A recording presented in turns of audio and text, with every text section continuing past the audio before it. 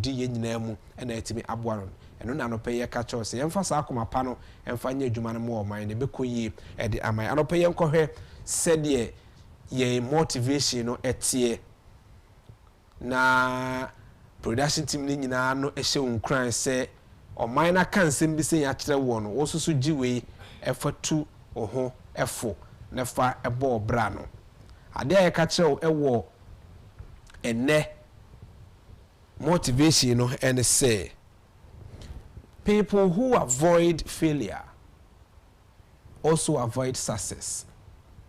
People who avoid failure also avoid success. Those of us who don't want to accept defeat, who don't want to accept that we have failed, and this time we need to do more. This time we need to add up. Sometimes we do something below the belt. We need to accept the fact that yes, this thing did not go on well with us. If we're able to accept it in good faith, that is where we're going to. Even though nipano anababi would do at the moment, utimi say obi attorney against you. Utimi say dear whatever that you did, no, and yet it is not good. It's below the belt, but yes, still. Now say onye sa ana onyintum.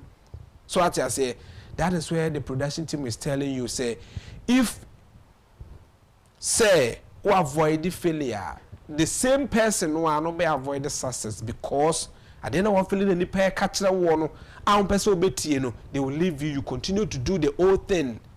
Sana ye catch or say the old thing repeated thing near na wo koso ye no a emfa no anaye no aye ka no sesane bra ebefa ne sei ha edo bedru. So if you avoid failure, then you are also going to avoid success.